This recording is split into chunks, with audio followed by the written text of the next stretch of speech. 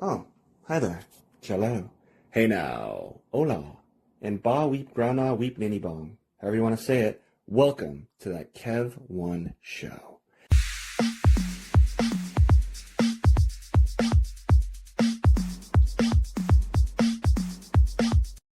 Happy summertime, summertime, summertime, summertime, summertime, everybody. And welcome to the Kev1 show. Hope you're cool wherever you are. It is warming up here. And before we get to our guest, 3 out of the 5 emails I had this morning that were shoved in my face by my producer, yeah, I know, he's believing me to the class, were 3 of the 5 highest paying patrons. And thanks again, you guys. You help make the show possible, to at least the standard that it could be, not just a YouTube show with like crayon drawings by me, and my voice. So thanks so much, guys. But you guys want a little true crime, which I know is popular, and not hate on true crime. But it's just funny. What's one thing that is really funny. I've asked people, and I haven't super researched into it, like why is true crime so insanely popular like lately. I remember Unsolved Mysteries as a kid. I believe it was the first incarnation of it. Maybe there was like one before I was born. I think the one with Robert Stack. You can help solve a mystery. It was kind of scary with the music and all that. I often wondered why is it so popular as of late? Because it just seemed like something that older people, if you're a kid, that old people watch. Then you went to visit your grandma at the old folks' home, and like she's watching all these crime shows. She's watching like what was it called? Rescue 911? What was the one with William Shatner? Where I think we watched reruns of that in middle school or something like that. Anyway, but stuff like that. It just seemed like it used to be and now it's like everyone watches it. So you might even have a parent, right, that like loves true crime but doesn't want to watch rated R films, doesn't want to watch bloody films. That's too scary. Oh, that's too sexual. That's too. But you hear like you go visit and you hear like the TV blaring in the living room or the den or whatever, like with like murder and sexual assault crime and detail, and you're like, oh, when you watch it, and they say it's real, and you're like, well, that does not make it worse in a way, like in a way. But I do see the value of true crime stories and all that jazz. I mean, I was on a Cold Case Files episode, so I was I don't want to say thankful for that. The guys in Death Row that I played in it, but anyway, true crime is popular. I know there's a place for it. So I looked up a couple stories, and I wanted some timely stories, obviously. I mean, Cold Case Files are obviously interesting, too. But so maybe we'll get to those. Keep sending in your demands. Patrons keep smashing that. I guess you're smashing the dial button on the hotline and dropping off your tips for what you want to see more of in the show. So this is one that's kind of live and now that people, if they contact the local LA authorities, it's Los Angeles, can help maybe solve this tragic murder of beloved soap actor Johnny Wachter.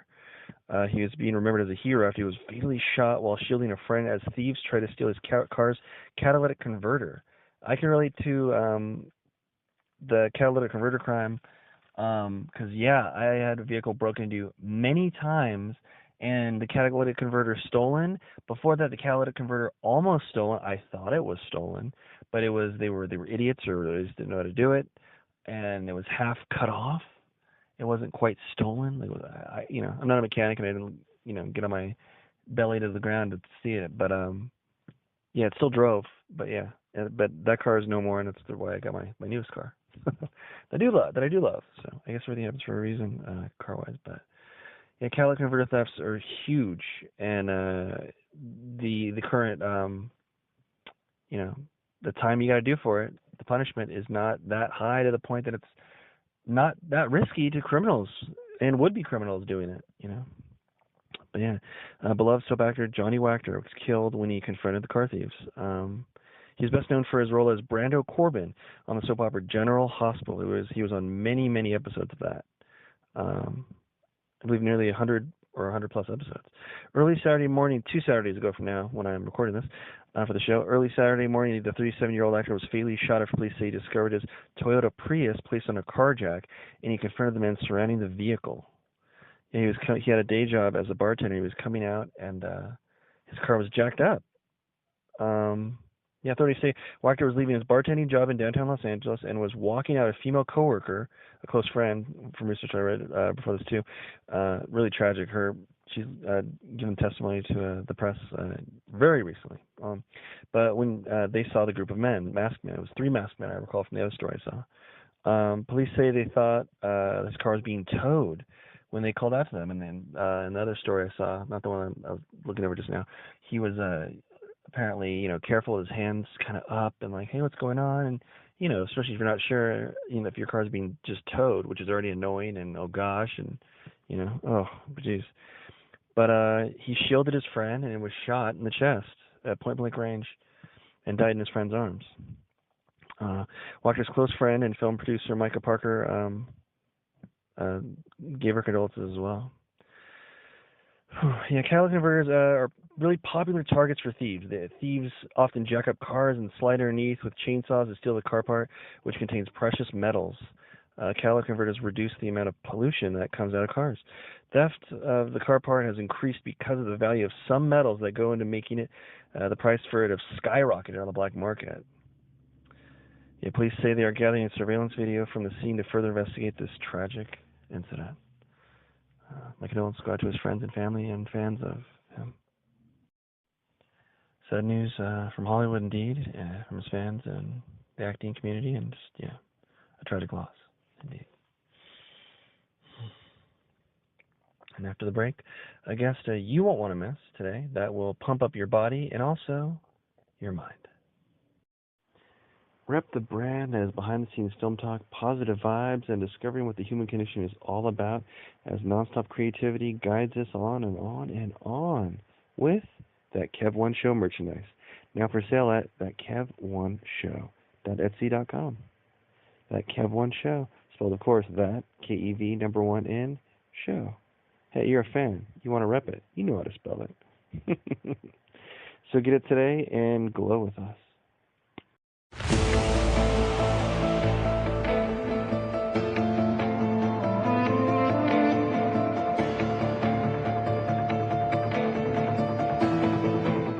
Hey friends, you've heard many episodes of Behind the Scenes Film Talk, workout tips and tales from pro wrestlers, soap opera actors, and more. You got good vibes from many an artist. Well, my next guest is going to complete that task. We're going to continue the positive energy. I met them at the gym, and that's a first for show bookings thus far. His expertise hit on a level that not only started to feel like a great TED Talk, but earned a must-guest invitation. A fitness guru, and man, Herculean in looks, I say. A naturopathic medical research specialist. Alex Cullen, welcome to the show. Thanks for having me. Yeah. I appreciate it, man. Yeah. Chance meeting at the gym, which like I said was a first. A lot of people know we've talked a lot about fitness on the show and such. But yeah, you were just so insightful with your tips, and I was just like, whoa, who is this guy? Yeah, man. I mean, me and my twin brother have been at it for quite a while, so. Oh, wow. Training is definitely something that, me and him definitely is like part of our relationship together, so. It's definitely, yeah. But, yeah, so he's a chiropractor. He just finished school last year, and, I'm in my last year of naturopathic medical school. Now, for those, uninitiated, what is naturopathic medicine? So, naturopathic medicine is basically,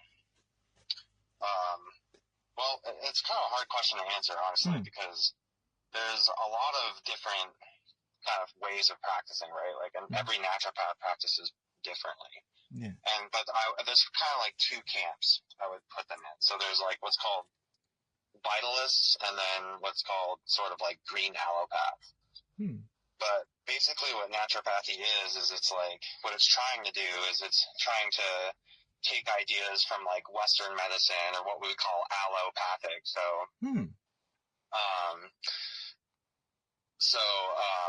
allo just means Anyway, so yeah, allopathic just basically is, Western medicine, you know what I mean? Symptom, treatment, right? There has to be some sort of, So allo and then pathy. So allo means to oppose, and then pathy. So oppose pathos, basically. Okay. So that's kind of what Western medicine is there has to be something going wrong, right? There has to be some sort of dysfunction that you're sort of trying to ameliorate or treat, right? Yeah. Whereas, and then there's sort of this other kind of camp of medicine called holistic, right? So there's not necessarily dysfunction. You're sort of just looking at like this whole system and trying to say like, okay, how do I sort of like promote health or build health? You know what I mean? Yeah. So it's sort of a different approach. It doesn't necessarily need to be dysfunction. You can sort of just say, oh, how do we like optimize things, right? Okay. But we do all. But so what naturopathy tries to do is it tries to take holistic medicine and allopathic and use both sort of modalities from both of those sort of styles of medicine, right? Yeah. So we are taught like very much like medical doctors in the sense of like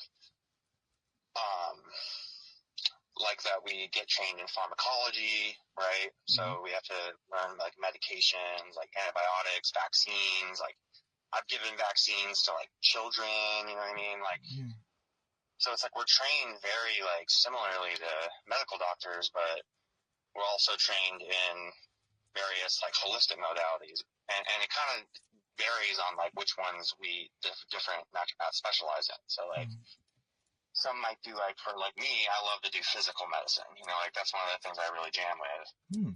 But then like other people might do like acupuncture or like herbs or supplements or like Ayurveda, Chinese medicine. Like there's just all these different like modalities, right? Like homeopathy.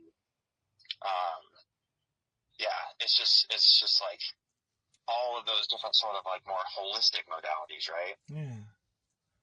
And like, so that's kind of like, sorry, what? Oh no, like kind of like with the name in it, a lot of us think like is it more natural as well? Is that just like a? So what we're trying to do.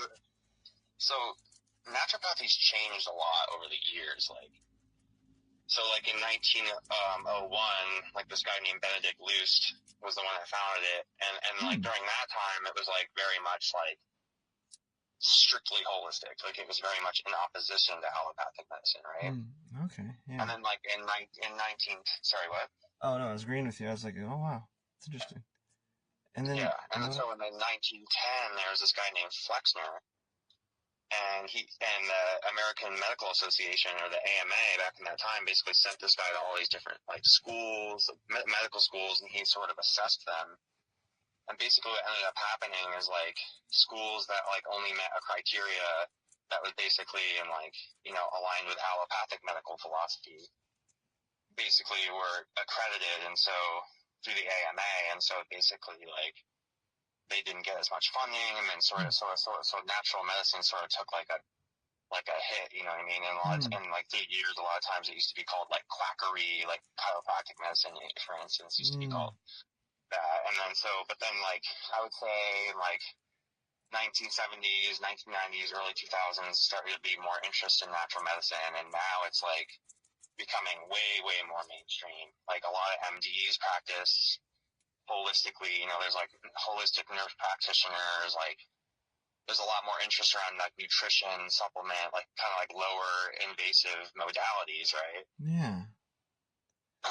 Even in medical doctors.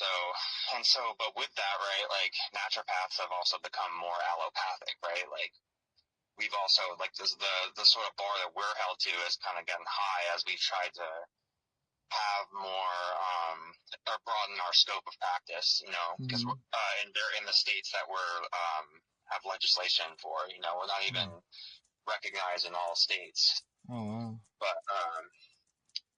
recognized in most at this point, or a lot of them, like I think like 20 something states or something, and it's a lot of like more like kind of progressive states, you know what I mean, like Oregon, Vermont, Washington, California, places like that. Yeah, like I didn't even know a lot. I wasn't an expert at all, but I remember I was in the hospital for some reason. It might have been when I had double pneumonia and was in there for like 7-8 days. And when I was leaving the hospital, because I didn't have a primary care physician, they were like, "Oh, would you like a naturopathic doctor or whatever the traditional is, more mainstream?" And I was like, "Oh," and I was I wanted naturopathic. Like that sounded more, less evasive and more, more natural solutions, hopefully, in my mind. But I was kind of surprised that it was even brought to that level where like that was an option in like a major hospital. So yeah, I was like, oh great, Yeah. you know. Because before Well, I yeah, just thought naturopathic medicine was more, I don't know, not Mr. Miyagi-ish, but well, I mean that too, but like, you know, local honey for hay fever and stuff like that, and kind of natural solutions. But I didn't know it was so, yeah, that it permeated the whole medical field to the point where like, oh, it was an option, you know, like in a major hospital, like on a major insurance. Yeah, man. I mean, well, the thing is like the need is so high, the healthcare need, that I feel like that's a big part of the broad and scope too, is like, hey, if we're going to practice medicine, like we got to know how to do the allopathic, like the standard of care. You know what I'm saying? Yeah. Like HPV screening, breast cancer screening, colon cancer screening, lung cancer screening. Like we need to know how to do that. You know what I mean? Mm-hmm. To take care of our patients. So, but then it's like, how do you pair that with the natural? You know what I mean? Mm-hmm. Yeah. And with the more holistic stuff, and that's sort of like, it's a struggle within the field, but I think like that sort of drive to do that is sort of what embodies the whole sort of spirit of the field itself. You know what I mean? Mm-hmm. Yeah. So I think that's really interesting. But so with my research about like, you know, in regards to the philosophy differences between like allopathic and holistic medicine, I think the key of bringing those two philosophies together is like using like quantum biology. Which is sort of what my research is about. My research interest, really. Yeah, tell us more about that. Yeah, so I mean, have you ever heard of quantum biology before? I mean, I've heard of it, but yeah, I'm definitely not an expert. Yeah, so I mean, like, I guess maybe we could start by you telling me, like, what you know about quantum physics. Not a lot. I mean, it's almost bordering on like sci-fi, what I know. You know what I mean? So... Just like, beam me up, Scotty. Yeah. Yeah. Okay. Yeah. So basically, like, you probably heard of like protons and neutrons, right? Yeah. And like electrons and like, you know what atoms are, right? Yeah. They make up everything. So like, quantum physics is basically like subatomic. So you have to go like smaller than the quantum realm, yeah. Atoms, right? Okay, yeah. So like, basically like, but it's not that much smaller. So basically, like for instance, electrons, like that's at a quantum level, like that's considered like a fundamental, like undivisible quanta of energy, basically. So like, you know, theoretically, like in quantum mechanics, like you couldn't get smaller than like an electron. Okay. But there's other types of particles too, for instance, but like protons and neutrons are actually like broken up into smaller particles called quarks. I don't know if you've ever heard of those before. Of quartz? Quarks? Like it's spelled Q-U-A-R-K-S. Oh, Quarks. I've seen it written down, but no, I'm not familiar with what it is straight up. Yeah. So quarks are like another type of quantum particle. So again, like sort of like a quanta of energy, right? And then you have like, you probably heard of the photon, right? Yeah. So that's like another particle, right? Often used as torpedoes in sci-fi, yeah? Photons. Sorry. Yeah. I mean, like photon is like the particle for like light, right? Yeah. And it also mediates the force of electromagnetism. So like whenever electromagnetic force is acting on something, it's being mediated through a photon, basically. Okay. Yeah. So, basically,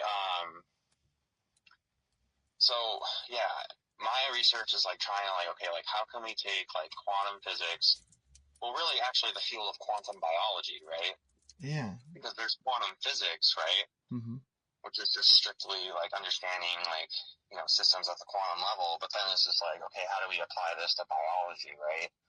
These like really, really, really complex, yet very like ordered, what we call negentropic systems. So like, have you ever heard of the term entropy before? Yeah. Yeah, so basically it's like chaos, right? But basically what it actually is like the number of states that a system is in is basically increasing over time. The number of possible states it can be in, right? So it's sort of like expanding, right? And sort of, but like there's these little pockets of what's called like negentropy or like negative entropy. And so these like sort of ordered systems, right? Uh-huh. And so like basically like quantum biology is, again, yeah, it's like trying to understand like biology through quantum physics, right? Mm-hmm. But then it's just like to take the step further is like, okay, can we, like, for instance, in like all these like different natural medical modalities, like Chinese medicine, for instance, it's like they have this like rich nomenclature, right? This like language that they use to explain things like qi, right? Like all these different types of qi, Yeah. for instance, and like these concepts, right? Like the elements, right? Mm-hmm. And it's just like, for instance, like say, oh, fire, right? Yeah. But like, Chakras, you know, energy fields. they're like, yeah, right, exactly. So, but when they're saying like, oh, you have like fire, like for instance, like the organ of fire in Chinese medicine is like the heart, right? Mm-hmm. And it's just like, oh, well, like if you went into a Chinese medical doctor and they said, oh, you have too much fire, like you're gonna kind of think of that as like it's more like figurative, or like, you know, you're like, I'm kind of like, oh, like does it really fire, right? Yeah.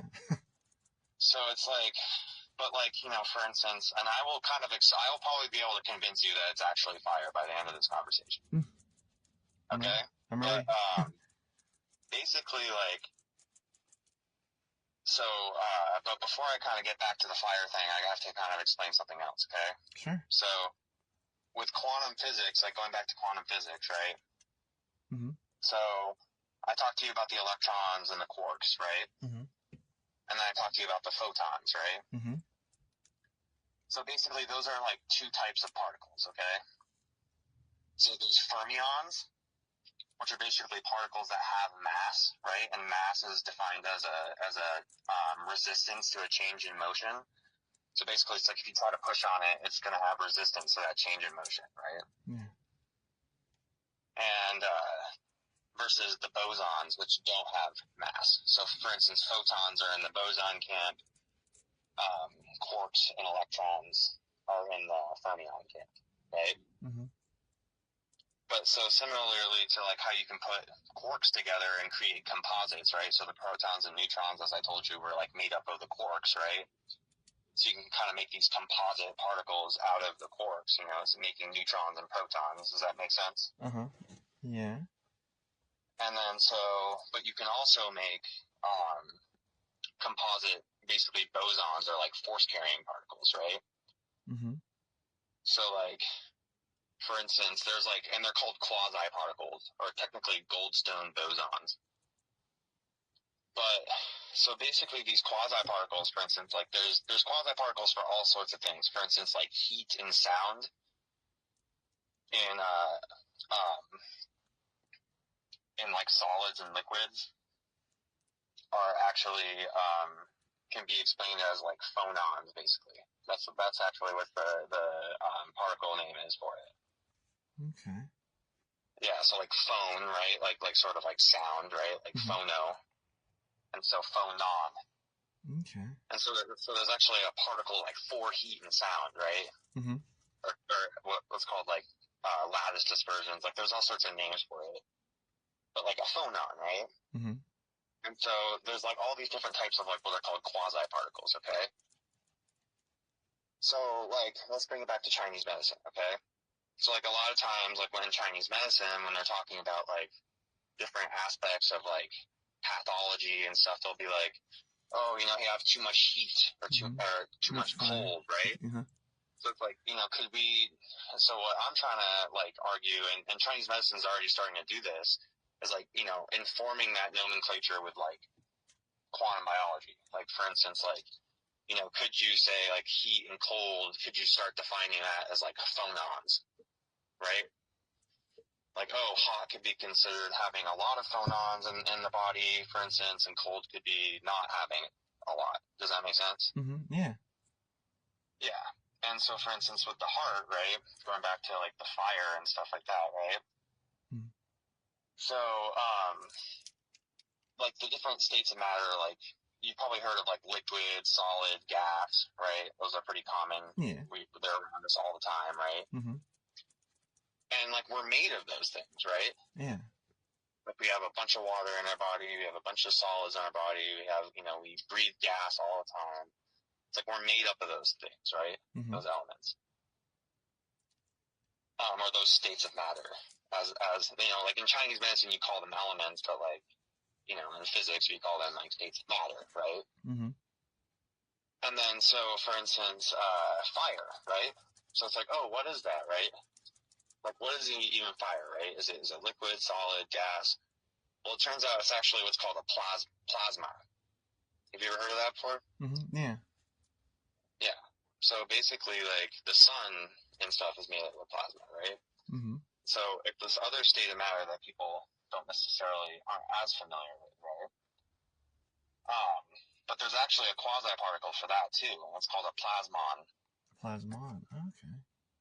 And so there's basically been studies, for instance, that have talked about like surface plasmon polaritons, which I won't get into like polaritons. Sorry, excuse me. I won't get into polaritons and stuff like that. Like, because there's just a bunch of different quasi-particles, and like this just gets really deep, right? But so I'm just kind of keep it with plasmons. But this plasmons, right? Surface plasmon polaritons, but it has a plasmon component in it. Basically, there's been studies that have talked about them being in the mitochondrial cristae, like being able to occur basically in mitochondria, right? Mm-hmm. And so when we talk about the heart, for instance, like the most mitochondrial dense organ in the body is the heart, right? So like in Chinese medicine, when they've been saying, oh, like the organ of fire for thousands of years or whatever is the heart. And now we have these theories that are like kind of, potentially talking about like plasmons in the mitochondria. There's like sort of these parallels between like the traditional thought and philosophy and like sort of what we're starting to like think about in quantum physics and quantum biology, if that makes sense. And so basically like what my sort of idea is that like I feel like quantum biology is the key to like truly bridging the allopathic and holistic modalities together into like one unified paradigm, you know what I mean? That well, basically it's like somebody can go into the doctor's office and get any type of medicine that they want, you know what I mean?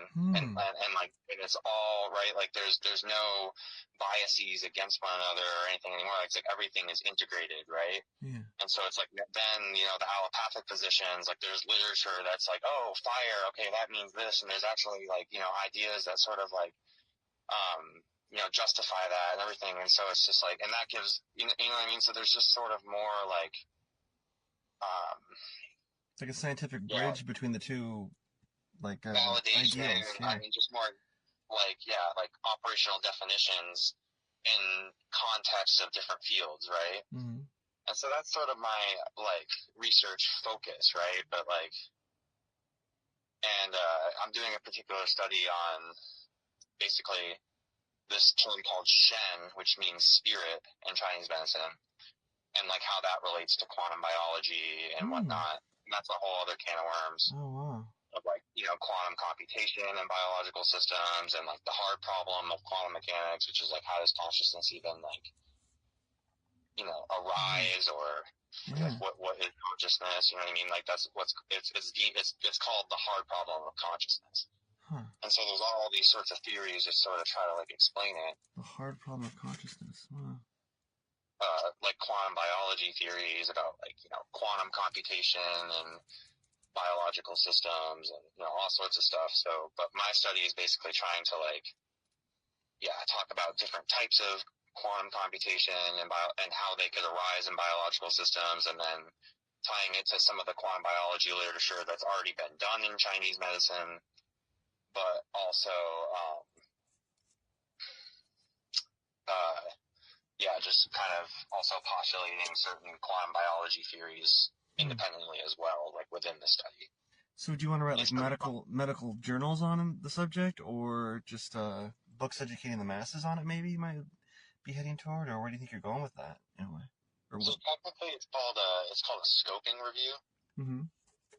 So a scoping review is like basically like review the current literature, then you sort of compile the data, like like all the data, and basically, show like, potential for future research and sort of like it's also kind of a medical hypothesis study as well. But basically, yeah, there's a few journals that I'm considering trying to publish in, but you have to like sort of fund that as well. So that's sort of one of the things is like, so I'm trying to find like co-authorship as well, like sort of different, people that have different doctoral degrees and like physics and all sorts of stuff to sort of like review the paper, and potentially become co-authors and sort of, that's sort of how a lot of studies will sort of accumulate names and stuff like that, like people reviewing it and editing it and stuff like that. And then, so once it goes through that, then you sort of, attempt to publish basically, and then it, it gets published. So I am in that process right now. Yeah, it's fascinating. I mean, it's way fascinating. I'm sure it's over a lot of people's heads, but wow. But yeah, thanks for explaining it. Or man, it's like, huh. So would you see yourself in the near future or the future writing a lot of books that are like trying to find new discoveries in that subject, or more so just educating like the layman to like what all that is? Would you say? I don't know. Yeah, What gets you going a little more? Oh yeah. I think like I don't know, man. I want to kind of like publish, like in journals and stuff like that. At least right now, more than writing a book. Just because like the publication and the medical journals and stuff like that, it's like I'm trying to push the paradigm, not just naturopathic paradigm, but also just, allopathic medicine as well, to just sort of recognize quantum biology, because it's not in the way that we practice. Like the way that we view the body is still very much in like a Newtonian physics, chemistry sort of view, and it's not really taking in these like sort of quantum effects, right? Yeah. Is there a lot of pushback at all? Is there a lot of pushback from like this current standing medical field, the most against like these ideas at all, or no? So I feel like it's interesting because like with quantum biology specifically, I mean, mostly I feel like there's sort of there's motivation and excitement around it. But I would say that if there was any sort of pushback from either side, because I feel like there is pushback from both sides. It's like, so on the allopathic side, I feel like it's like seen as like, oh, maybe not as scientific, right? Because they haven't really looked into like quantum biology, and like it's like a lot of people that are heavily scientific just haven't really been exposed to those ideas. You know what I mean? Like it's still a relatively new field. So I think that there's sort of that is like the people on the allopathic side are hesitant, think that, oh, maybe is this even stuff even scientific, not really like fully understanding that there's like sort of a whole body of like scientific literature on quantum biology. You know what I mean? And then I feel like on the holistic medicine end, like the more vitalists or natural medicine people end, I feel like the pushback is like seeing it as maybe like a gentrification of the culture, potentially, right? Like a westernization of that philosophy, right? And so I think that that's part of it, which is actually like, I think that that's a valid concern, dude. Like, and that's one of the things that I want to do is get more diversity, get like a bunch of different, all sorts of research, like involve all the cultures. Like there should be committees talking about the philosophy and how this relates to quantum physics. Like, I mean, there's just so much like work to be done, you know what I'm saying? That I feel like a lot of people don't really realize, and that does need to be done like ethically, you know what I mean? But I think another part of it too, that there's some pushback, and maybe this is sort of what I feel like could be worked on a little bit on our end, on the holistic medicine end, is sort of like, so for instance, I'll talk about homeopathy a little bit. So like homeopathy is this modality where like you basically take a substance and you dilute it to the point where there's no actual physical substance in the medicine anymore. It's basically just water or a sugar pill that just has nothing else, but it's been diluted, right? From what's called the mother tincture. So you like make alcohol extract or something like that of a particular ingredient or like some substance or a plant or whatever. You dilute it, and basically you get to the point where you don't even have the original substance in it anymore, right? And so the theory is that actually the more you dilute it, the stronger it gets, right?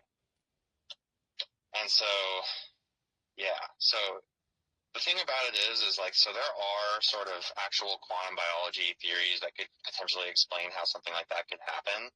Like this thing called Schumann resonance, which is like these low frequency radio wave resonances that occur that have actually been shown to like affect blood pressure.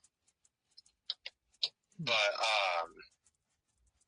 the thing is, though, is that here's the thing: if we start applying quantum biology to something like homeopathy, for instance, right?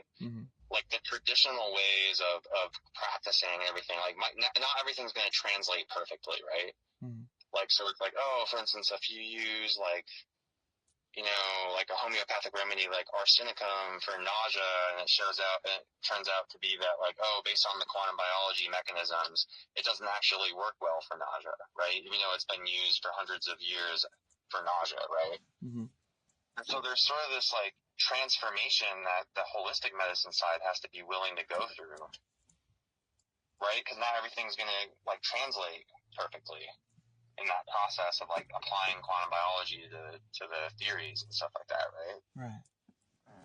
And so I think that that's also some pushback too. Like you have some people that have been practicing with these theories for like their whole careers, and it's like, you know, to try to potentially upend that or whatever is sort of scary for people. But like at the same time, it also has the potential to justify a lot of it too. So there's sort of this like, yeah. Does that make sense? Yeah, so you're not like pushing people out of the medical field or anything like that. It's more like just adding more intelligence to it all, like explaining more, right? Kind of like a new way of looking at it, and perhaps new solutions and new ways of studying it, new ways of understanding how it affects the body. It's not like pushing you out of the map. It's saying, this is what the map actually is, kind of made up of. Right. So yeah, man. I mean, that's basically sort of what my whole thing is like trying to do that type of research. At least on the research end, you know, I have my whole like clinical interests as well, like things that I want to do, you know, once I'm licensed and everything. But yeah. Yeah. Do you have any questions, man? Like, I mean, I'm just not even on that level yet. You know, I mean, naturopathic medicine. I'm more like, how far am I? I mean, I'm keto. I'm trying to study like red light therapy and stuff. But which yeah, that's a lot of information, man. Yeah. Yeah. I'll have to hit you up on a lot of this too. But yeah, but totally. Like, when I do the show, I'm like, oh, this was this, and I'll be looking it up and having my own like kind of like first, second class on it in a way. Like, oh, okay. Yeah, I mean, naturopathic medicine is definitely it's a really interesting field, man. I've always been interested, like ever since I heard about it at all, just on even like selfish, like personal stuff. Like I have hay fever in the summer, and it's like I'm sick of taking like tons of medicines to like, you know, not have these like almost crippling hay fever symptoms of, you know, runny nose, itchy throat, scratchy, itchy eyes. You know, like you can't even go out. Like say a date wants to go walk the river, you're like, okay, I'm gonna have to medicine up, and you know, is this thing gonna activate like hardcore, like, you know, feeling like I'm kryptonite poisoned or something?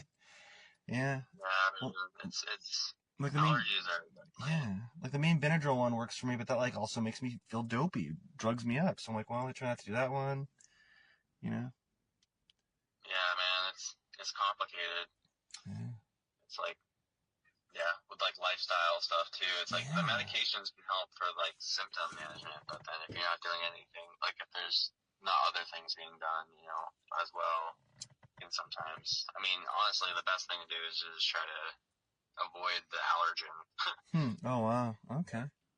You know what I mean? Like if you were allergic to cats, for instance, it's like don't be around cats. Yeah. Yeah. Okay. It's kind of like the old medical joke, like, "Hey doc, it hurts when I bend my arm like this." Well, don't bend it like that. Like what? Yeah. But there's, I don't know, something to be said for like tolerance and stuff like that. I think I was talking about like the T cell stuff and everything. Yeah. T cell reactions and everything. So that kind of goes into it as well. You know what I mean? And trying to, modulate that to try to just stop the whole like allergic cascade from even occurring. But yeah, man.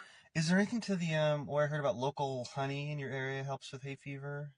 Is that an actual naturopathic cure, or is that just like a wives' tale? Or dude, honey is like used for a lot of stuff. There's like medical honey that we use at the clinic, at the NUNM health center, where we like at the minor surgery. A lot of times they'll use medical grade honey as like a emollient, so it kind of holds moisture into the wound bed. It like it's like antiseptic, like has all sorts of different things. I've never heard of that. Yeah, so it's kind of cool. Yeah, I studied a little red light therapy. I mean, just my own little research, but like, yeah, that's helped me, even if it's psychosomatic, I don't know, but like, it's helped my vision and just kind of made me feel better at times. I'm trying to stave off getting glasses because I've noticed like girlfriends through the years been like, "Oh, Kevin, why do you tilt your head when you drive or when we watch movies?" Sometimes, and I've never noticed. I've never like, "Oh, I gotta tilt my head." I never, And so like, I don't know. I mean, last time I checked, I had perfect vision, but that was a while ago when I went to optometrist. But I can read everything. But it's like, I do notice with the red light therapy flashlight, like my vision gets clear whenever it's like kind of feeling ever so slightly murky. Yeah, man. Well, it's really interesting too because I was talking about the surface plasma on polaritons or whatever. I can just tell you basically what that even means at this point. Sure. So basically, a plasmon. Well, so let's go even what a plasma is. So a plasma is like beyond the gas, right? So like where the atoms are all sort of just like scattered, right? And far apart, moving around really fast, right? Basically, what ends up happening is it gets so hot that basically what ends up happening is there's sort of like an electron gas forms. So like, electrons are both negative, so they should be repulsing each other, right? Yeah. Repelling each other, but they actually start to come together, and so you have this like weird sort of thing of this state of matter called a plasma, where you have like an electron gas that forms. And so a plasmon is like the quantum particle of that state of matter, right?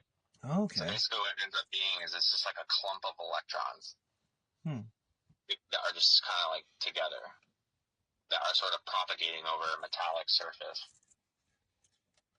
So a surface plasmon polariton. So what a polariton is basically like a trapped photon. Okay. Okay. So basically, like you would have an electron come in, excite the metal, right? Create a plasmon, and then it would sort of eject the photon back out. And then the plasmon goes away, and then the electron comes back, and then it becomes a plasmon again. It's sort of flickering in between being a plasmon and not, basically, but it's like sort of trapping the photon.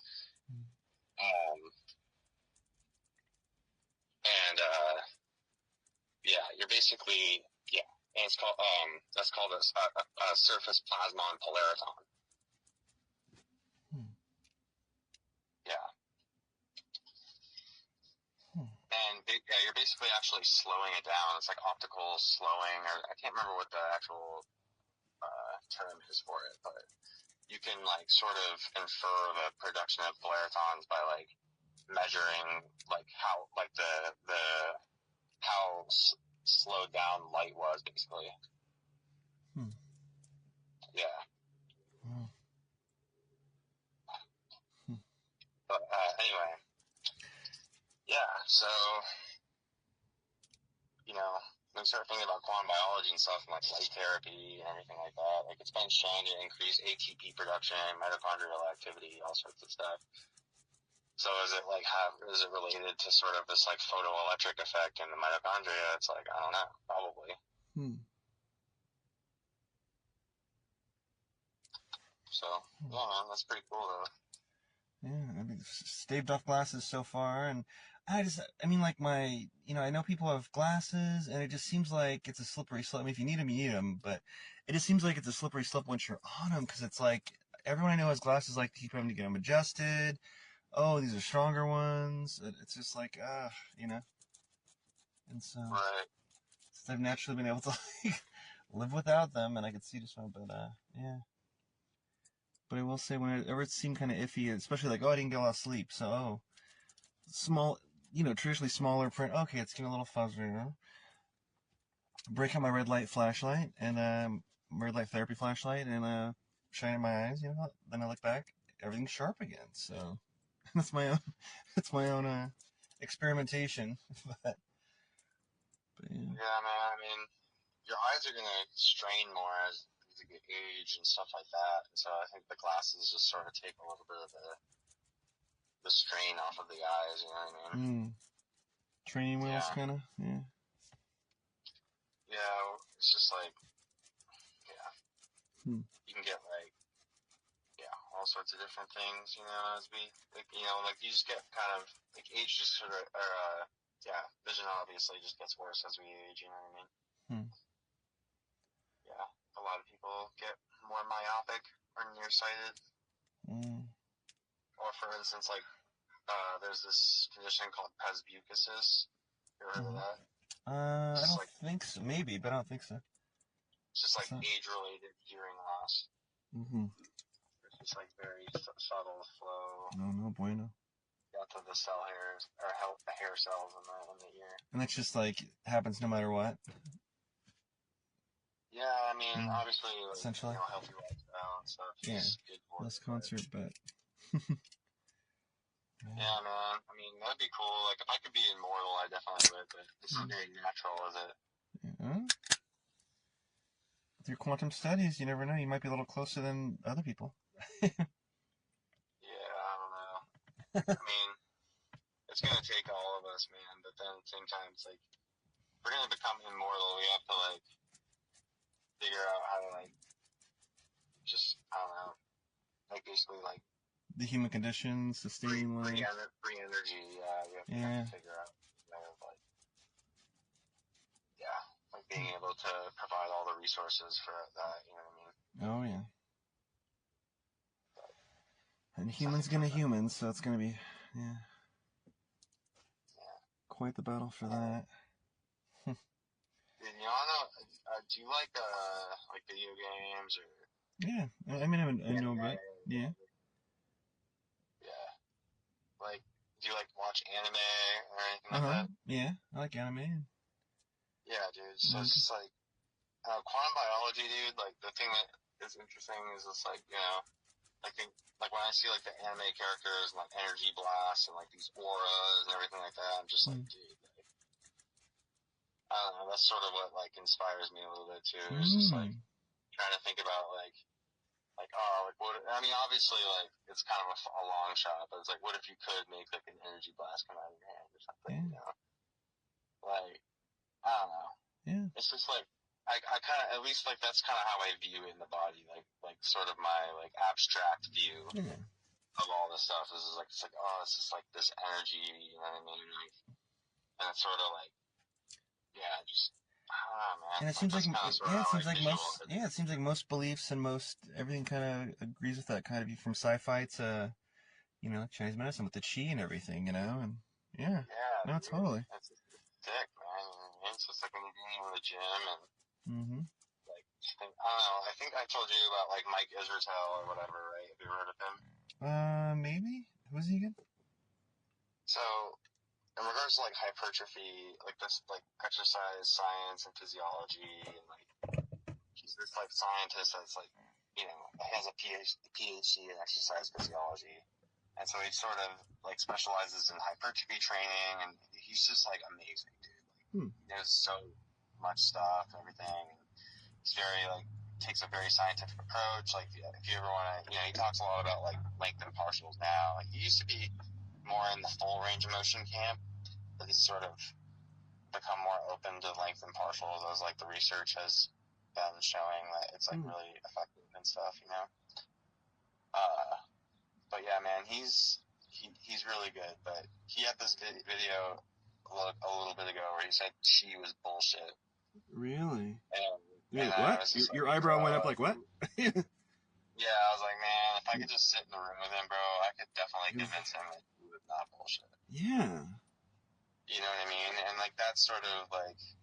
It just seems like you kind of. It feels like you can just kind of sense the chi in everything. And like I was saying, it seems like most beliefs, from like even from sci-fi to stories to, you know, across languages, it feels like everyone agrees with that. You know what I mean? It's like I have we have a cat and everything that was like not doing so hot, and you know I'm not a vet, but like you know, I've had different pets die, and you know, friends of the family pets die, and everything here and there. But we took it to the vet, and the vet was just so negative and like, oh, it's really sick, and probably has a week left, and I could just tell that just wasn't the case, because we were, you know, giving it iron supplements and doing what we could and everything, and you could just tell its soul, the cat was in there, it was recognizing me, it was, you know, it was in there, its chi was there, you know, and we were treating it and taking care of it and kind of looking at what we could do online, and you know, getting a little more expensive medicine, like even though they said, oh, it's probably a lost cause, you know, the cat's gotten stronger and the cat's back. It almost feels like a different, you know, healthier, younger cat. It's like, I totally believe in the chi. You know what I mean? I feel like it's just there. Everyone should just kind of feel and know that, you know? Yeah. In my humble opinion. Yeah, man.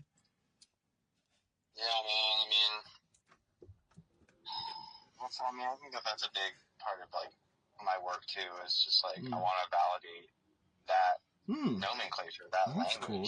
And culture. Like, so like when somebody says, like for instance, oh, like you have fire, like the fire in your heart, is like explaining it to somebody. Like there's a body of scientific literature that backs that up, and so like that practitioner can just sort of like rely on the backs of researchers that are sort of taking care of that aspect for them. And so, that, like, again, there's sort of more integration between all the different fields. Oh, that's beautiful. Yeah, that's really cool. Yeah. So they could be like, yeah, it's not a fairy tale. It's, oh yeah, the fire is strong, as in, and then it's scientifically explaining. You're like, oh, okay, you know, instead of someone writing it off. Yeah. Exactly. And like, for instance, the World Health Organization is already sort of doing that. Like, they came out with this document where it basically is like, has all these different like definitions for different Chinese medicine terms, and it's just really big because it came out by the World Health Organization, you know. And but dude, there's still some lacking stuff. Like there's nothing about quantum biology in any of that. Like it's very short blurbs, right? Really, like a sentence or two, kind of, or oh wow. Yeah, but it's still something, dude. So like, and for instance, in the document, it's like Shen is like, it just says like spirit, and then like Shen Ming is like bright spirit, and they talk a little bit about it, but it's like, dude, like that's not enough. You know what I'm saying? And so like that, but that's like sort of the spirit of what needs to be done, is like sort of like these allopathic entities, organizations, fields. Saying, okay, like how do we apply science to these ideas and like bring this in and try to like unbiasedly like really take a good look at them and like really, because I feel like when Flexner in 1910, when he did that shit, like they weren't thinking about quantum biology, like it wasn't even on their radar, you know what I'm saying?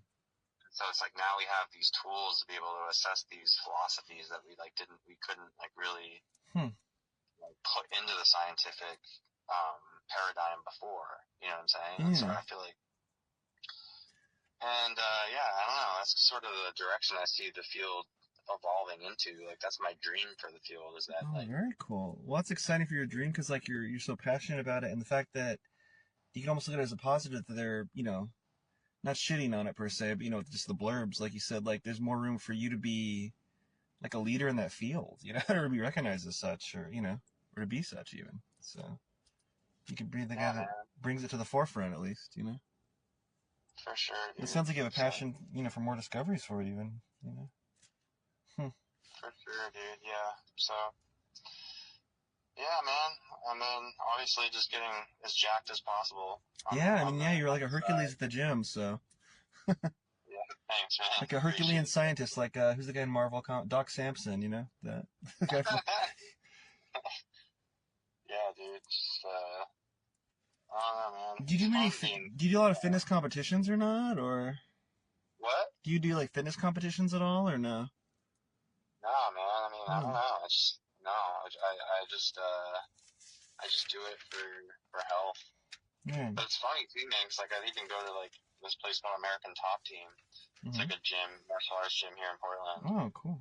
I mean, obviously, I'm not like sparring with anybody. I gotta like protect my brain and stuff like that. But one of the things I'm like really good at is like my high kicks. You know what I mean? Like I just like kick really high and stuff, and like definitely like good for flexibility, good for the ligaments, right? Yeah.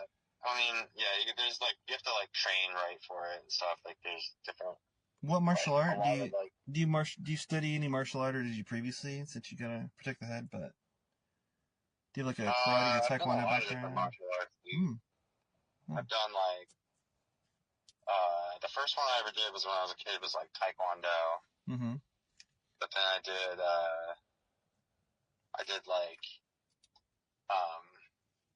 just MMA, wrestling, boxing, jiu-jitsu, like sort of just really just MMA, Muay Thai, like all sorts of stuff. Cool. Like at different gyms, and at my college, my undergrad too. I was like you gotta love Muay Thai. The martial arts club there for a little bit. Elbows and knees. Yeah, but and then I trained a little bit of Krav Maga in Boston. Oh, I was literally talking. Oh, was it Now I'm trying to. Let's see. Who was my last? I'm trying to remember if I was telling my last guest about that or someone else I met. Yeah, Krav Maga. I'm so into. That's what I want to study so bad, but I do want to protect my brain as well. But yeah, that's like because I studied Taekwondo. I know I was a yellow belt at one point as a kid. We kept moving around a lot, so I don't know how much further I got than that. But I remember all those lessons from that. But Krav Maga, yeah, using weapons and using your your surroundings and everything. And isn't it what the Israeli Army's martial art? I want to say, right? Their official, yeah. But yeah. How far are you into Krav Maga? You into it or? I didn't learn that much, dude. Like I only learned a little bit, but like some of the stuff I learned was like the knife defense, a lot of knife like defense, like a couple of disarms and stuff like that. It's pretty easy, man. You like kind of just put pressure on the thumb, and it sort of makes them let go of it. But I don't know, man. Like the psychology behind it too, though, is like run if all possible. You know, it's like don't fight. Yeah. And the other thing is too is like there's different like schools. Like some schools are more like not as legit as others and stuff like that. Like dojos that are more violent or more poser. I don't know. Yeah, just not like I don't know, very like rational or you know what I mean. Yeah. Like some things where it's just like bite and you know it's like sometimes it's effective obviously, but then it's just like not even might be like you could just piss your opponent off more and make them. You know what I'm saying? But anyway, then there's like other schools that are like really legit where the techniques are really good and it's just like. But I mean, yeah, it's definitely like when done right and stuff like oh yeah, it's lethal for sure. Yeah, but interesting. Yeah, man, martial arts is pretty cool. But yeah, man, I try to stay in shape and try to. It feels good to do that, you know. But also like try to be like a model for your patients and stuff too, you know. Yeah, if they see you're healthy, they might listen more. You know what I mean? Like, oh, okay, you know. Yeah, but it's also a big plight to carry too, you know. Like I feel like that's it's like I feel like also too as healthcare practitioners we have to be okay with like when we do have things go wrong and accepting that, being okay with it and asking for help and like you know I feel like there could be a better culture with physicians or like their own health and stuff and like just yeah. But yeah, man. Yeah, it seems like you're leading by example, you know.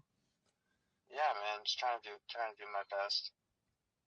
Like you're super fit. Like I said, you look like Hercules. So I mean, unless you have any secret drug problems, I feel like if anyone saw you, they'd be like, "Oh, he's super healthy. Oh, and he's a doctor. Oh, I'm definitely listening to him." You know. Yeah, I mean, dude, with the muscles and stuff, man, it's just like it's just time under tension, man. Like just going consistent. The consistency is like the most important thing. And I'd say, like, the second most important thing is like, I don't know, man, it's kind of hard to say, but, like, proximity to failure is really, really important. You know? Oh, like, what do you mean? Like, it's not quite meeting your goals, or, like, training to failure, no, like, when or... you're training, like, when you're actually training your lifting, right? Uh-huh. Like, you have to, like, feel like you can't, like, you're getting close to the point where you would fail and couldn't do the lift anymore. Mm-hmm. You know what I mean? And so, otherwise, you're not going to adapt. Like, your tissue is not going to get stimulated enough. Like the whole shock the system thing, right? Or... Right, yeah. So, like, Micah Vertel talks about, like, stimulus to fatigue, all that sort of stuff. But, like, yeah, if you're not hitting proximity to failure, like, you don't necessarily want to always go to failure on everything, because that's super fatiguing, right? But you want to get close to it, at least, right? Yeah. And so, if you're not fatiguing the muscle enough, like, basically, it's like if you're not training hard enough to actually, you know, and like, getting into that proximity to failure, like, you're gonna, like, you know, likely plateau or not, you know.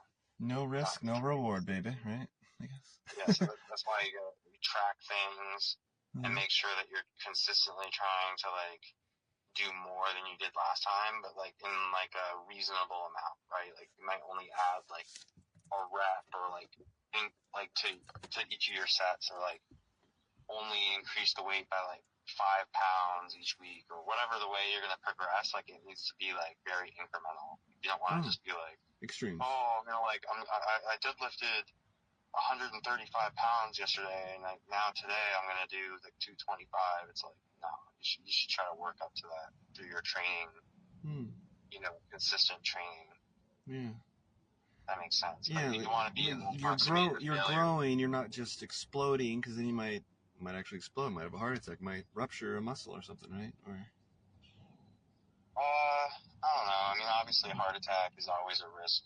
Like, I mean, a small risk in a lot of situations. Yeah. But I mean, if somebody had, like, pre-existing conditions that, like, you know, exercise was a contraindication, then obviously, you know, they shouldn't exercise. But most people, obviously, like, exercise is indicated, right? But in regards to just muscle and joint damage, I mean, like, training, like, yeah, like, so it's like you want to damage the well, first of all, it's like, what tissue are you trying to actually, like, quote unquote stimulate, which is going to be the muscles. But basically, you're creating, like, micro tears, right, in the muscle. And so, I don't know, but it's like, does damage itself stimulate muscle growth, or is damage just a correlation to stimulation? You know, that's sort of like still being debated or whatever. But it's still being debated. Okay, yeah. I always thought it was just part of the muscle growth that you had to do the tear, you had to do the. Okay, interesting. But the damage, like, yeah, like, so basically, you do need to stimulate the muscle to the point where it's getting damaged a little bit. But, like, obviously, there's a point where you would have, like, gross, like, muscle strains, or, like, tendon strains, or, like, you know, like a ligament sprain or something like that, where it's like, okay, you went too far. You know what I'm saying? Like, you push the tissues too hard, or you push the tissues that you didn't want to push, which is the ligaments and the tendons. You know? Like, so there's, like, that sort of thing, but also it's like, yeah, if you're just training really, really light and you're not in proximity to failure, then you're just not going to really, you're going to sort of plateau. So it's like, you have to sort of float the line a little bit and do exercises where it's safe to fail, right? Like, that's why I love the Smith machine or something like that. Cause, like, if you have to bail, it's just like, you can't safely that decapitating yourself or whatever. Right. So you can push it a lot more and stuff like that. Whereas, like, you know, I don't know. I mean, I like Olympic lifting. I mean, it's cool, but like a clean and snatch or something like that, or a clean and press, or like really heavy or something like that's super dangerous movements, you know. Yeah, I've shied away from, because I usually go to the gym alone, like when I was there alone. So, like, yeah, it's like, so I don't, I usually just use the machines, dumbbells, barbells that I know I can do, maybe, you know, increase a bit, you know, but, yeah. sorry, I should say that they're dangerous at high weights. Oh yeah.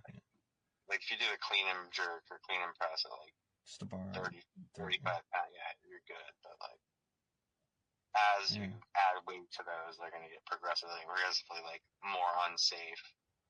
Yeah. Yeah. But dude, I don't know, something interesting that I thought about too is like with exercise science and stuff. It's like, how does quantum biology relate to that shit, you know? I have like different thoughts on it and stuff, but it's just, I mean, that's something you could get into that would really sell. I mean, not that you have to sell, but you know what I mean? That would really, I think, get some attention on that field. Cause... Yeah, I think I would have to really, like, think about how I would want to sort of approach that, like, what my, like, position would be on that. Yeah. Based off of, like, well, what I think, like, the theories that I sort of, like, postulate myself, you know what I mean? Like, orchestrated objective reduction is one of my favorite quantum biology theories, and it's definitely, like, I just met the guy that came up with the theory. He's like an anesthesiologist named Stuart Hammeroff. Cool name. Dude, I just met him like a couple months ago at the Science of Consciousness conference in Tucson, Arizona. Dude, if you ever want to go get your mind scrambled, that's definitely a trip for sure. Okay, yeah. Keep it in mind. But yeah, I met him and everything like that and stuff, and actually, yeah, talked to him a little bit about like my thoughts on my study and stuff and theories about things, and yeah, it was pretty cool. Oh, very cool. Huh. What was his name again? So people can look him up? Stuart Hammeroff. I remember the last name. Yeah, that's cool. Hammeroff. Yeah. But yeah, like orchestrated objective reduction, although it's probably one of the best theories of consciousness in quantum biology, I would say that there's obviously other theories as well. And so there's sort of different positions people take and stuff. So it's not like everybody in quantum biology agrees on everything either. You know, and there's different interpretations of quantum mechanics. Like, yeah. So there's like a lot of, but that's the thing that's beautiful about it is like, I feel like even with this research, it's like, okay, even if I have my opinion on what this thing in Chinese medicine means, for instance, like Shen, it's like it just opens the door. Like if somebody agrees, great. If somebody disagrees, great. Like make another study. Like let's get the conversation going. You know what I'm saying? Like in the literature. Oh, very cool. You know what I mean? So I feel like it'd be kind of cheap research to run too, because you don't necessarily need like all these like sort of checks and balances with having like patients, like research committees and ethics boards and all that kind of stuff. I mean, obviously it still need that, but like it gets really complicated when you actually have like human studies, you know what I mean, like clinical trials, and it's like gets really expensive. Whereas like I feel like with quantum biology research, like a lot of it is just mathematics, theory building and stuff. It doesn't necessarily, I mean, at least, I mean, there's obviously things, like you could do like laser therapies, and like there's quantum biology research that's also really clinical. But I feel like there's also this sort of philosophy, theoretical physics, like how it pertains to the natural medical philosophy sort of research that I feel like also could be being done. That like, you know, would be reasonably cheap to run if you don't have all that stuff I was just talking about, but also has like a lot of value in the sense that like has a lot of opportunity to spark conversation between different fields, right? Like like kind of an opportunity for people to like network with each other and ultimately just like give more scientific validation to these like medical modalities that are honestly like really beneficial and really helpful for people. You know? So, yeah, man. So you see quantum physics and everything, probably, it sounds like. It's like always on your mind, would you say? Or I mean, it is everywhere. Yeah, quantum physics and everything. Quantum biology, do you see it like everywhere, kind of, in almost every aspect of your life? Or no? Yeah, dude. I mean, it is there, but I mean, is it always, it's always there on the forefront? Wow. Huh. Yeah, man. I mean, I would say so. In regards to like, Yeah, man, it's definitely a big part of my worldview, for sure. Fascinating. I mean, do you think about that stuff often? Like, what things are made of? Like, why things are the way they are? Like... Yeah. No. More lately than ever before, really, yeah. It's just wild. Yeah, dude. It's like, it's the biggest mystery. Yeah, dude, so... And this kind of studies, yeah, it's so important. For sure, dude. I mean, as we keep going along, we'll, yeah, man, I hope that, like, yeah, it just helps us, like, I don't know, for instance, it'd be cool to, like, have a show or, like, a game or something, or, like, just see culture, like, sort of adopt that quantum biology as well, you know what I mean? Like, if you just, like, we're playing a game, and it's just like, oh, like, I get to use, like, my Polariton blast or something like that, Yeah. you know? Wow. I mean, it's already happening, but, like, I don't know. You know what I'm saying? Like as we learn more about it and more, because like I don't know, I just feel like it'll become part of the culture, and it'll be really cool to see like how that manifests like in like sci-fi and everything like that too. You know, which it's already happening, but I feel like people aren't putting it in sci-fi as much because it's not as like mainstream. It's not as well known. Like now, what do you? just say Yeah. What do you? Yeah. Well, I mean, cool enough terms, but what do you think? What do you think's gonna really like hit the Zeitgeist the most from quantum biology, like in your lifetime? What's really gonna be like, oh my gosh, the next huge thing that everyone will know about, that it'll be, you know, a household term or in everyone's lives that they know is in their lives? What do you say? Oh man.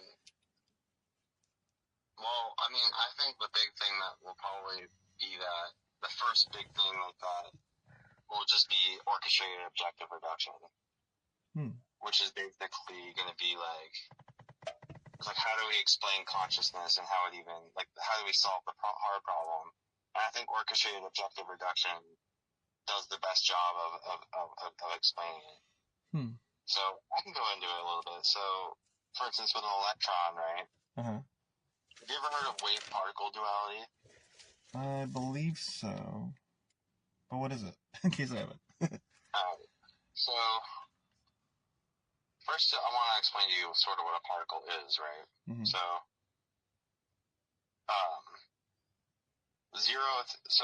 dimensions, right? Like you obviously probably understand like what at least 3 dimensions are, right? Like length, width, volume, right? Yeah. So like, if you take a piece of paper and you draw a line on it, right? That's length. If you draw a line on the other piece of paper that connects to that one, right? So it's like maybe it like creates like, you know, the beginnings of a triangle, right? Like a 90-degree angle, right? That would be like 2 lines and 2 planes, length, width, right? And then you can imagine like another line coming out of that, and that would be like volume, right? Like if it was coming off the page into space, right? Yeah. And so those are 3 dimensions, right? And then you also have the 4th dimension, which is like sort of temporal, right? So like 3-dimensional objects sort of moving and changing from one time to another, right? So that's sort of the 4th dimension. But like particles are basically what are called 0th dimensional. So, for instance, when you have a line, right, length, we'll go back to length. If you just take 2 points and connect them, right, that is what makes a line, right? If you connect 2 points, right? So the 0th point, or that point, is the 0th dimension, if that makes sense. Does that make sense? Yeah. And so that's what particles are, basically, is they're considered 0th dimensional. And so they can like move around and even up to 3 dimensions, but once they're in that state, they're actually not even a particle. They're basically in a wave. They become like a quantum wave, where they're basically like in multiple positions at once, right? And so that there's like this sort of wave and particle duality in quantum mechanics. And so basically, there's different interpretations of that. Like there's like the Heisenberg interpretation, or the Heisenberg uncertainty principle, which basically sees the wave function as just a probability distribution of like where the particle could be, right? Mm-hmm. And then there's the Copenhagen interpretation, which is basically like, oh, you know, like you have like energy is in a waveform, and then basically once you observe it, that's what reduces the wave function and makes a particle form, right? Mm-hmm. But the Penrose interpretation, which is what OR is based off of, or orchestrated objective reduction, is basically saying that the wave function actually collapses due to gravity. So basically, like for instance, with an electron, it has this property called spin. And I don't want to get too much into it, but basically, an electron can either have an up spin or a down spin, okay? Mm-hmm. And basically, like, but it's actually in a superposition of both, right? So it's like kind of fluctuating between up and down, and it's sort of in this like state of being both up and down at the same time, right? Mm-hmm. And so, according to the Penrose interpretation of quantum mechanics, basically the wave function would collapse. So that spin state, that superposition of the electron spin, would reduce because basically as those two states dissociate, the up state and the down state, basically it kind of creates this gravitational sort of like tension, and gravity ends up going into one state over the other, and basically the wave function collapses because of gravity. That's sort of the Penrose interpretation. And so when that happens, basically the electron has an experience itself. It has like, it experiences what's called a self-measurement or objective reduction. And so this is sort of this idea called panpsychism, which is like everything is conscious, right? Like even like particles, right? Mm-hmm. And so it's just like, so when the wave function collapses, it's like, oh, I'm experiencing my upspin relative to my downspin, right? There's sort of this like subjective experience that it has, right? Mm-hmm. And so that's objective reduction. And then orchestrated objective reduction is basically this idea that lays like, you take many, many particle wave function reductions or objective reductions and basically make like a system out of that, right? That's like, you know, has meaningful patterns in it and stuff like that. And I think that is sort of the basis for consciousness. Wow. Is like that objective reduction. And so I think that will be the household thing. The thing is like at various levels, right? Because that's at the smallest possible level, like at the quantum level. Yeah. And so that's basically what's called quantum computation that's happening. So if you think of it in terms of computation, the electron having up and down spin, like basically like the down would be 0 and the up would be 1, right? So binary code like 1, 0. But the superposition is like it's 1, 0 and 1 and 0. So it's instead of just 1 and 0, it's 1, 0, and then 1 and 0. So you get 3 terms per qubit versus a classical computer. It's just a binary bit. So every bit you have is a 0 or a 1. And so for instance, in neurology, that's current neurology is seen as classical computation. So it's like, for instance, like a neuron, an action potential can either, like a neuron can either reach threshold or it doesn't. So if it reaches threshold, like we can call that a 1. If it doesn't reach threshold, that's a 0. And so basically, and the neuron will only fire like an action potential if threshold is met, or if a certain level of a positive charge is met, basically. And so basically that ends up being a classical bit, like either 0 or 1, like either met threshold or not, right? Whereas this sort of quantum effects, right, with like, for instance, at the quantum level with the electron, like the superposition, that is sort of a qubit, right, where it's 1, 0 or 1 and 0, right? And so that's not really being considered that much in neurology. Is like, okay, how do these quantum effects like affect consciousness and stuff like that, you know what I mean? And biology. So that's sort of what I think will be the household thing that people will talk about, probably, will be objective reduction, or orchestrated objective reduction.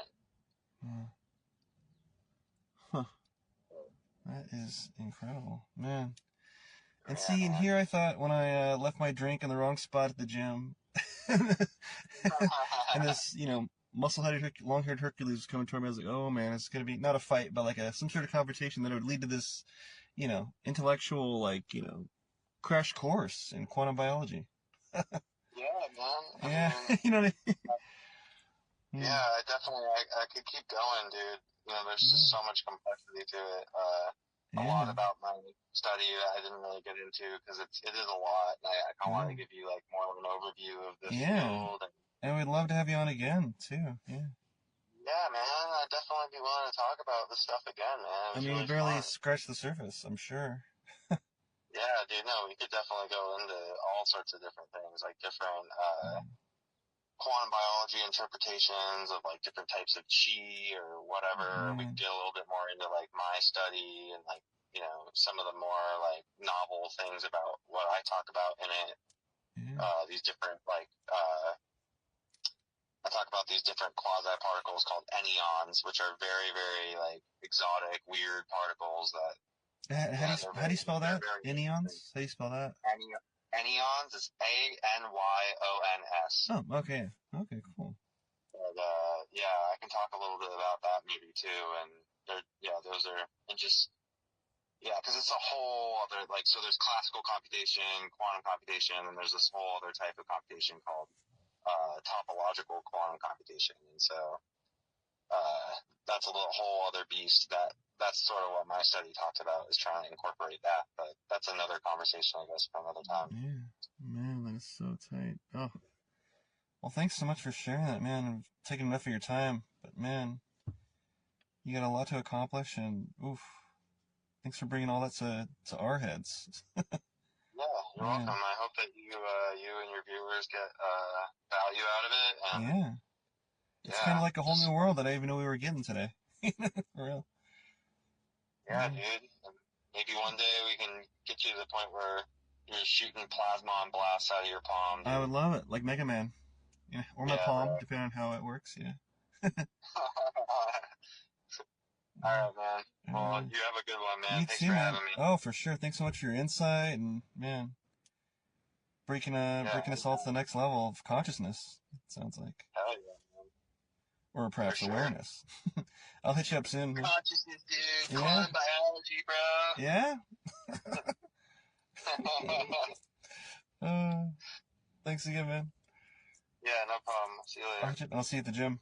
All right, brother. Peace. Night. Well, everybody, that was Alex Cullen. I hope you enjoyed that, not just fitness info dump that I thought we were going to get at the beginning and top of the hour, but that quantum biology info dump. And, well, enjoy whatever you're doing. It's hot here in the Pacific Northwest, and wherever you're feeling, whatever you're doing, whatever atoms and protons you're made up of, I hope they're on the upswing. I hope you're feeling pumped. Night.